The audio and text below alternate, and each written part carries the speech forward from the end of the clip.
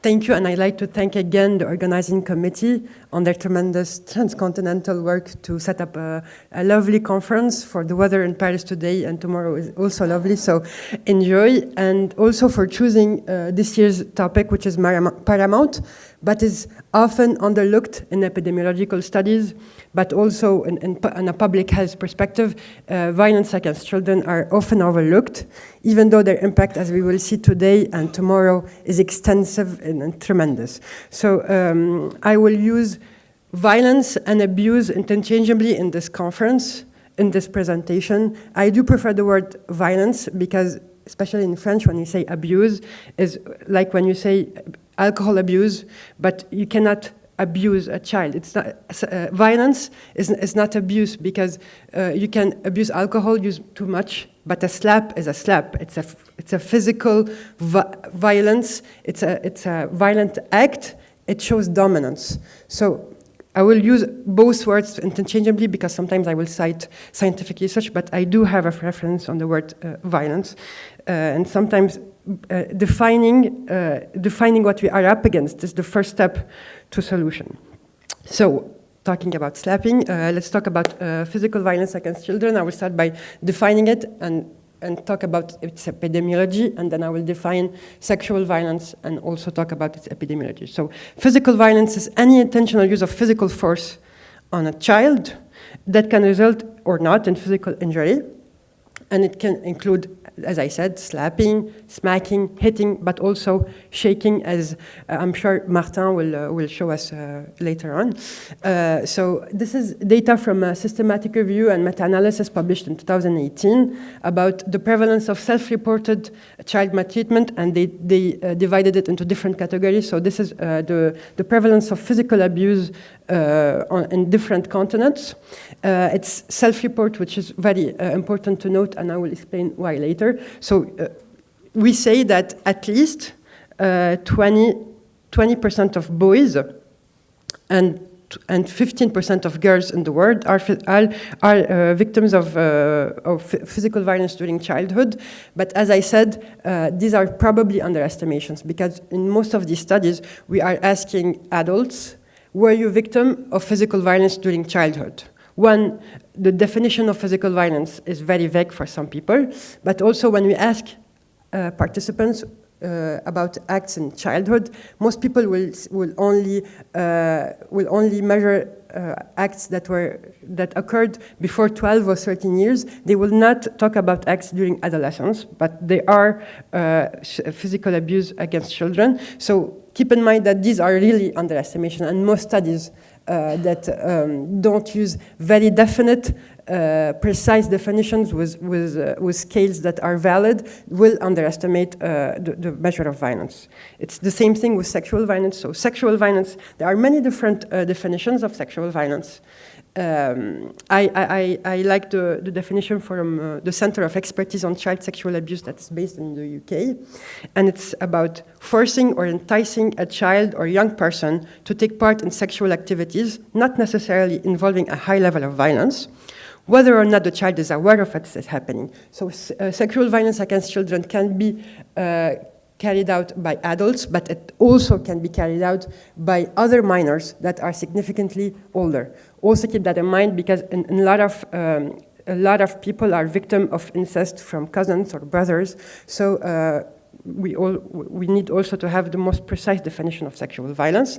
It can involve physical contact, such as penetration, but also kissing or intimate touching, but can also involve non-physical contact, such as involving children in porn production or making them look at pornography, or also enticing them or encouraging them to do other sexual activities with other people, for example, online. It's called sexual grooming. So a lot of work on sexual violence also look at other part of sexual violence, for example, child marriage or forced marriage for younger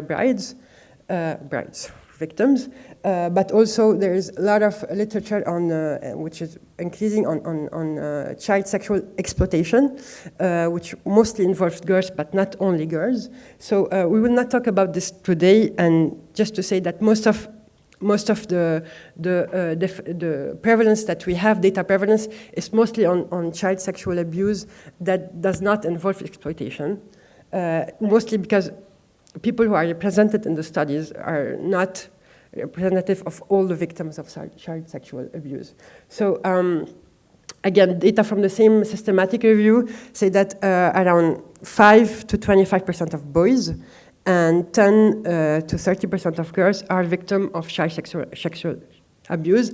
Again, this is most likely an underestimation because, again, the definition used when we ask people, were you victim of child sexual abuse, is really an underestimation because there are articles that showed that when you compare just asking this vague question with asking more precise questions, you get a higher prevalence.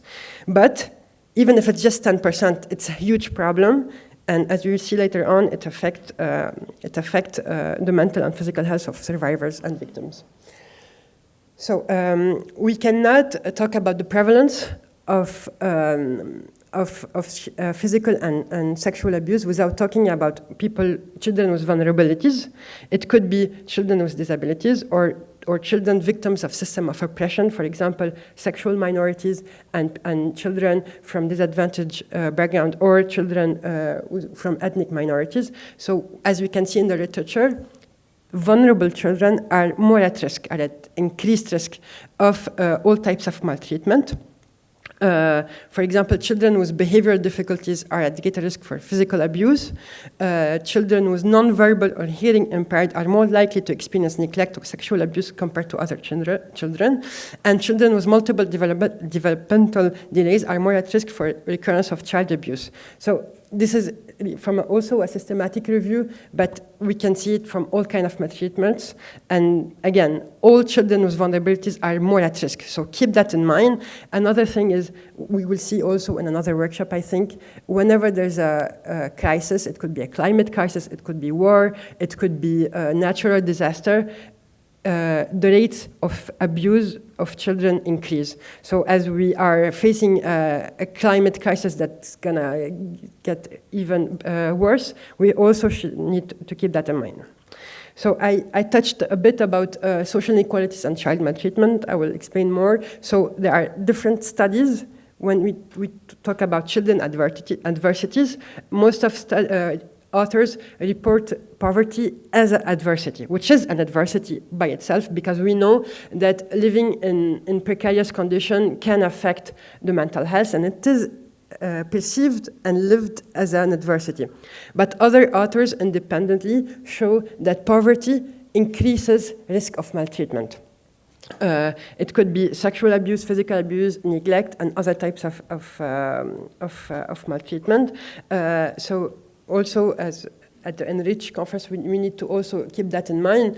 And many authors try to explain why social inequalities can increase the risk of maltreatment. So one of the conceptual framework that can explain it, and it's not the only conceptual framework, is the family stress model. So they say that economic hardships and like stress can affect parental depression, but also in the same time marital conflict and parenting, which can affect child socio-emotional well-being by means of maltreatment. But keep that in mind that it's not the only conceptual framework that can explain this. There are others. For example, social and gender norms affect a lot child maltreatment, and also policy and law.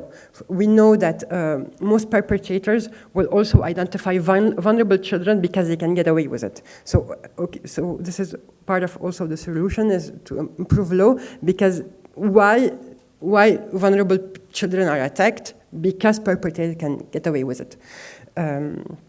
So when talking about social inequality and child maltreatment, there's a recent study. It's not a meta-analysis, but it's an extensive study that showed that around 6 of the increased risk of socio-emotional behavioral problems and other problems in adolescents growing up in disadvantaged context is explained by adversities other than poverties to 5 years of age. So the adversities and violence that children are exposed to up to 5 years of age can change long-term outcomes in adolescence, but also we know that overweight and obesity and other behavioral problems will most likely continue.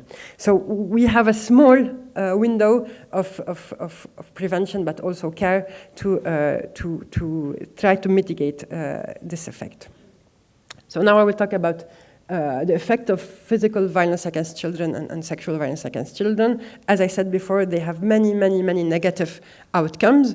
They are very, we have excellent data on, which is not like, it can be better, but we have excellent data that shows that physical violence is linked to many different negative outcomes on mental health and physical health during adolescence, but also adulthood.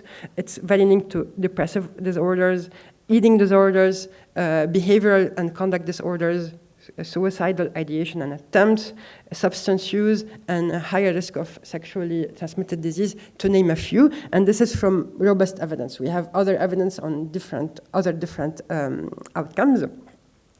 There are more data on the effect of sexual violence during childhood and short and long-term effect.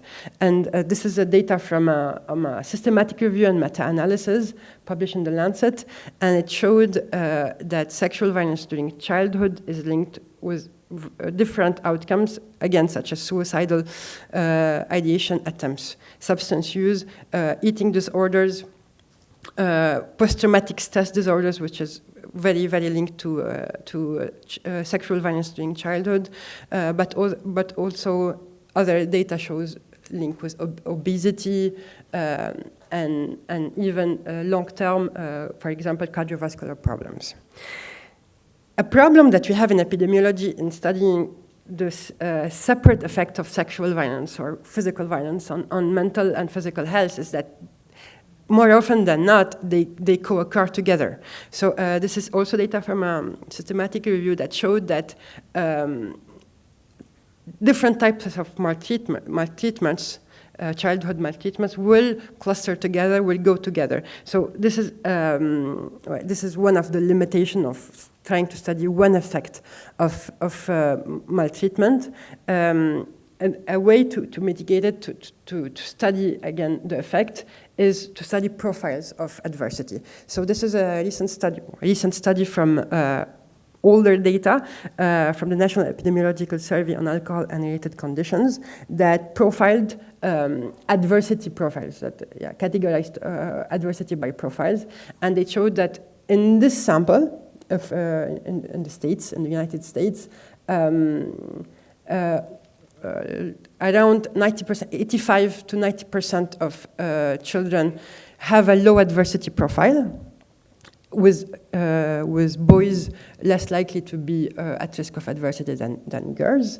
Around 2% of girls are victim of physical and sexual abuse. Around 4% of girls are victim of sexual abuse. 0.7% of boys are victim of sexual abuse, and around 10% of girls and boys are victim of physical abuse. So this is one way to study the effect of childhood maltreatment. Is not to study it separately, but studying as profile. So. In the end, we can do interventions that will target profiles of adversity. And there are studies about the effect of multiple forms of abuse. And in this meta-analysis, they distinguish the association between the experience of 4 or more adversities. It could be sexual abuse, physical abuse, but also emotional neglect, physical neglect, and emotional abuse. And they showed that and it's not that rare as that to have 4 or more adversities in the same time. As I said again, they tend to cluster together. So the effect of having 4 or more adversities are linked to several negative outcomes. They are linked to a odds ratio of 30 of having suicide attempts during adulthood. They are also linked to diseases such as cancer, but also, again, PTSD, liver disease, cardiovascular disease, substance use, all kind of factors. So this is very important because to prevent all these types of disease, we need to prevent, but also care for victims and survivors of childhood sexual abuse and physical abuse.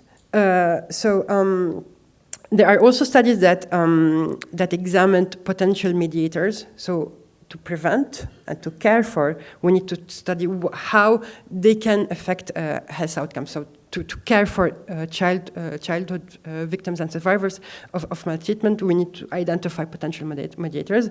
And there's a study about that. I'm sorry, the reference doesn't show. There are many mediators that are identified in the literature. For example,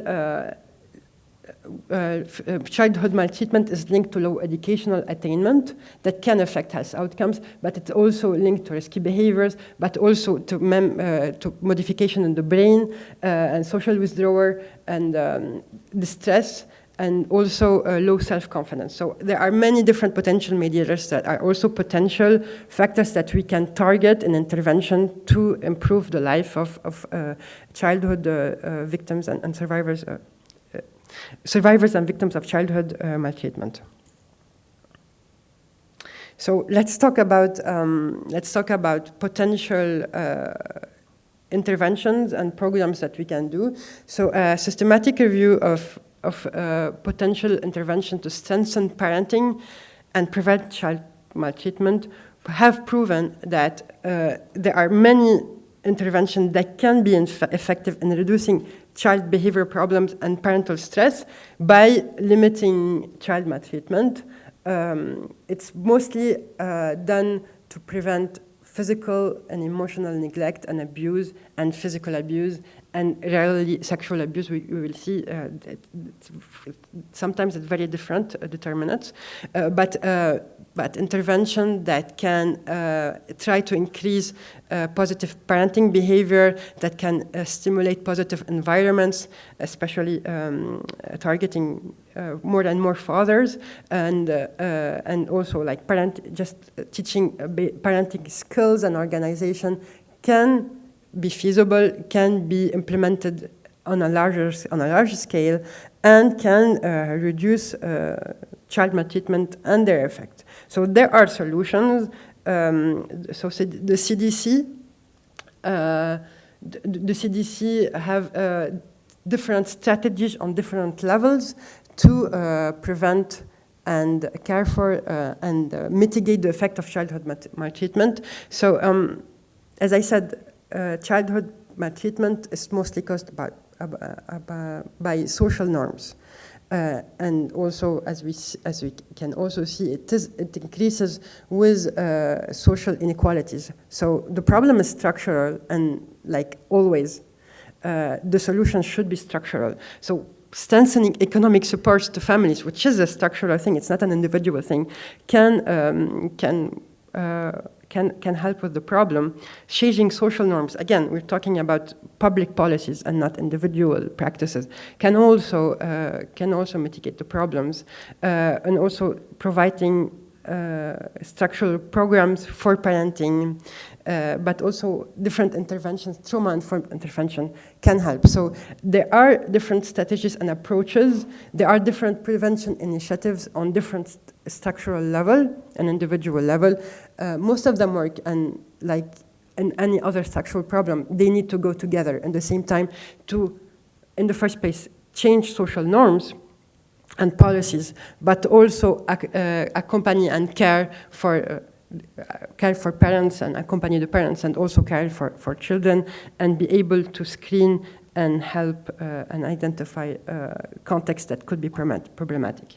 There are also initiatives from the NGO sectors, from the social sectors. So we will have the honor to have someone from Together for Girls, which is an international organization that cares and fights child sexual abuse.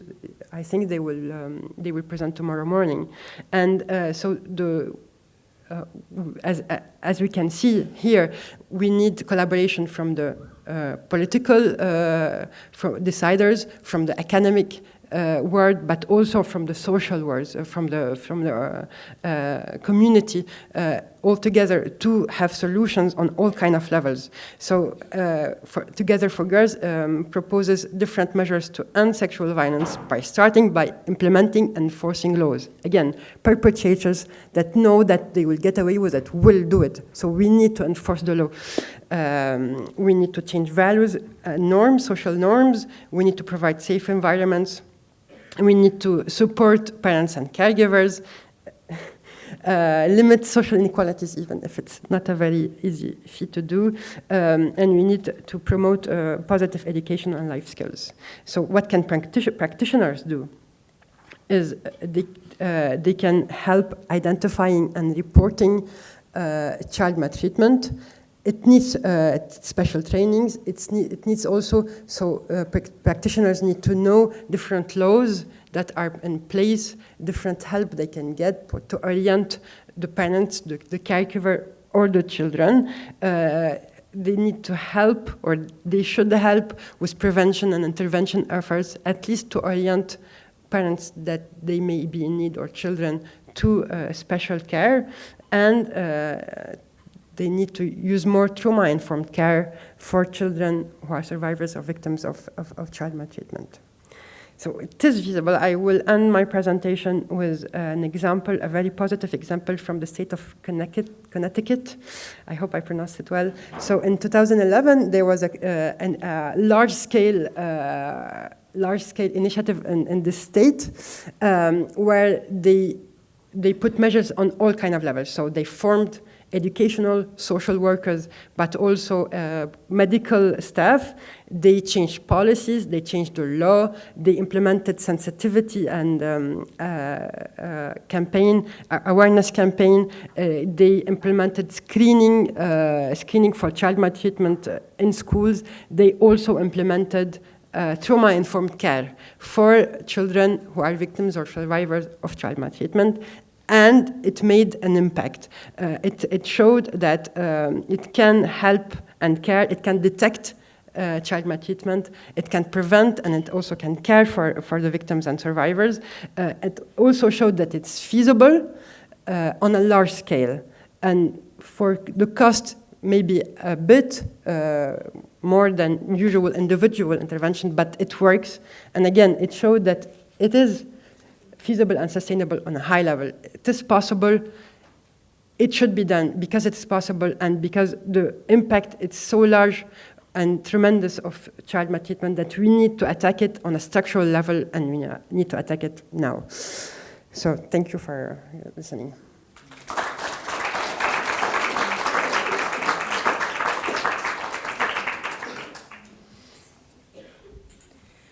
Thank you very much, Fabienne. So we have a few minutes for comments, questions, remarks. I think the way it's going to work is that I'll walk around with the microphone, hand it over, and yeah, please go ahead. Thank you so much, Fabienne. That was really lovely. I wonder if you could say if you know anything about the difference between treatment and recovery approaches for children who've been abused and maltreated within the family and those who've been abused and maltreated from outside of the family? This is a very interesting question.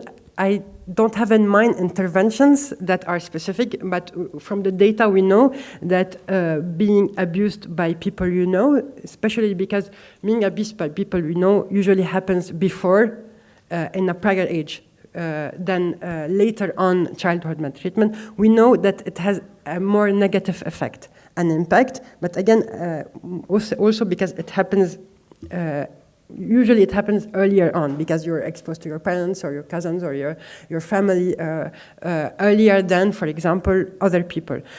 We know that it has more negative effect, but to my knowledge, there are no specific comparison between care for children who are maltreated or abused by people they know or not, even though it is different.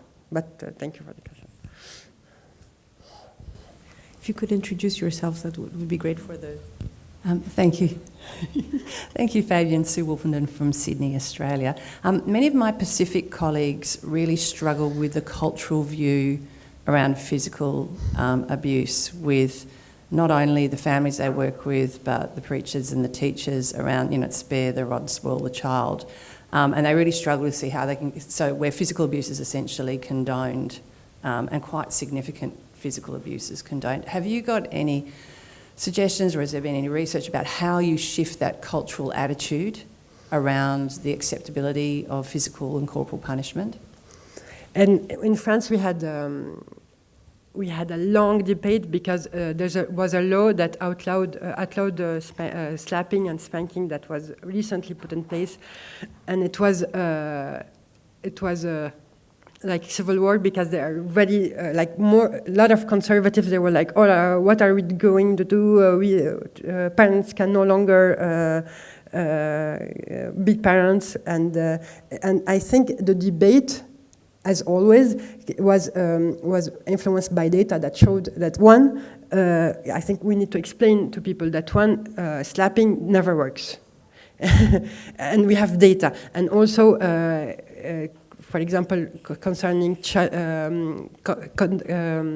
behavioral and developmental problems, they are worse outcomes than not. And I think this is all the idea about the positive parenting intervention skills.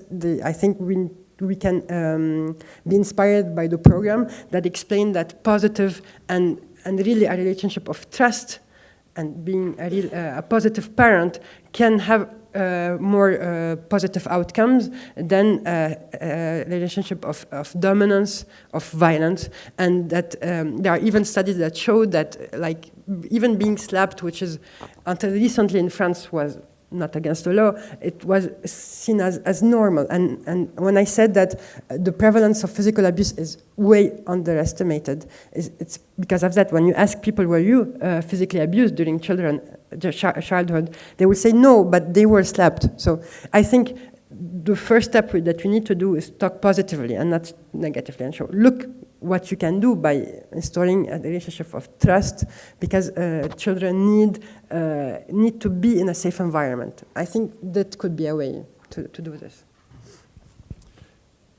Thank you, John Lynch from Australia.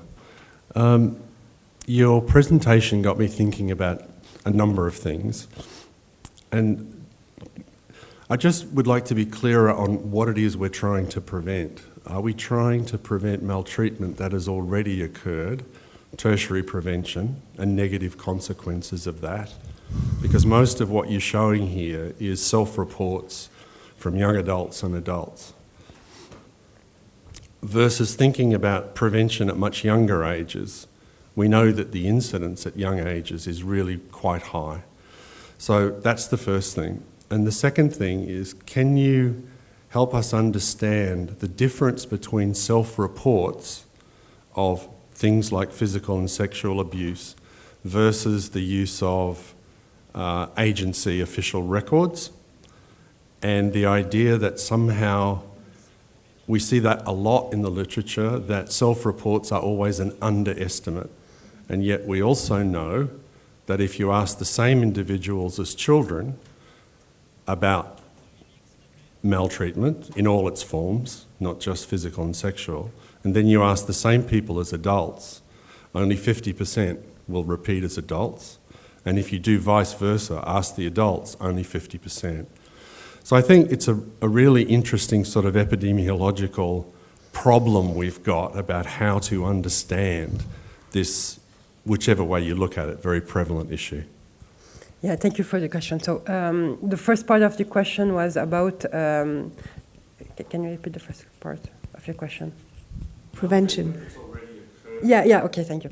So I tried to talk about both. I think we need to do both. We need to prevent from very early on any kind of maltreatment, and we need to care for survivors and victims that are here and try to mitigate the problem and care for them in a trauma-informed way, so they will not have as many negative effects. So maybe it was not clear, but yeah, all the measures that for the prevention are for prevention. For example, policy change, is for preventing, but also when you train and form social workers, educational workers, medical staff to screen for child maltreatment, even if some has occurred, when you start to screen, maybe you can prevent other types and long term. So I think they need to go together.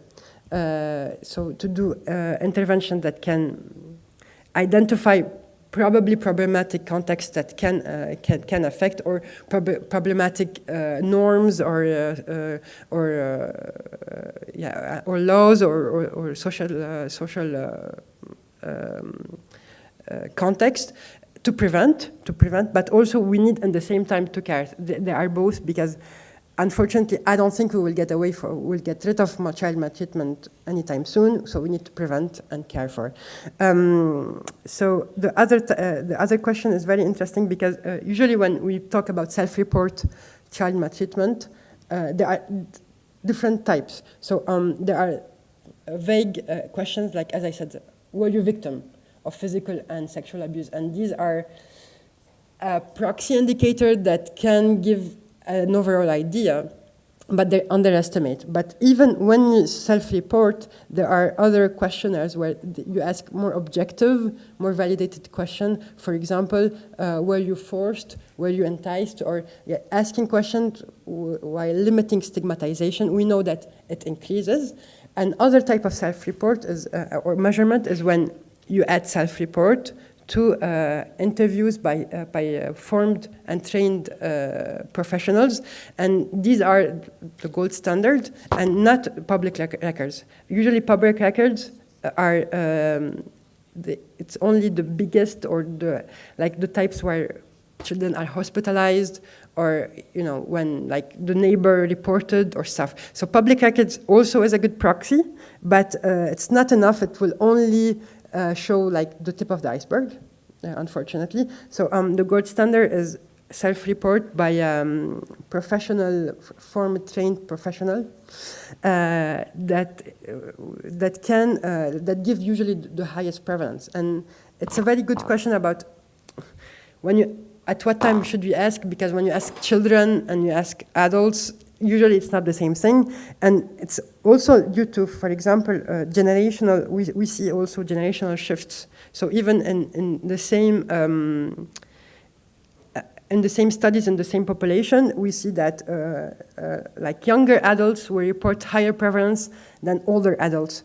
You can say that, okay, because they've forgotten, but also because the social norms are changing, fortunately. So, for example, what is okay, so an older adult will say, I was not physically abused, but they were slapped and spanked and stuff. All younger adults will tend to say, no, it was physical abuse, because the social norms are changing. And also, some adults will forget some physical abuse, but again, it all depends on how you are asking the questions, because if you are being precise and using validated questionnaire, you may get another prevalence. And also, some children that are victim of abuse will tend to forget or not talk about it, or they will not feel,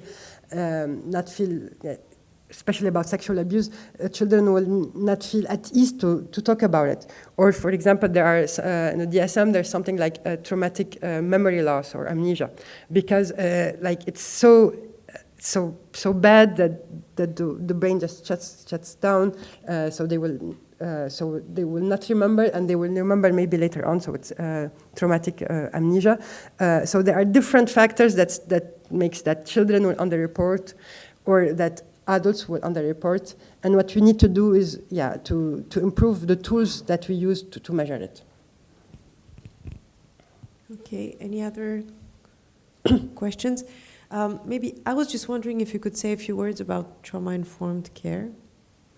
Yeah, it's there's no one simple definition, because there are different schools in trauma-informed care, but one of the main bases of trauma-informed care is to mention trauma. So, for example, it started by people saying, today, psychological care usually don't ask questions about like violence, but we can see that it's like the basis of many different psychological outcomes.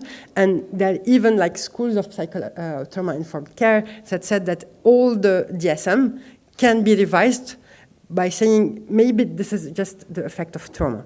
So it's like maybe a revolution in a couple of years, or maybe just a trauma-informed approach. Like the basis of it is just to say maybe all the psychological outcomes that I am seeing today are just the effect of some kind of PTSD or some kind of effect of trauma that is happening. So we need to keep in mind trauma when we try to diagnose, but also keep in mind trauma when we try to care for patients. Okay, thank you.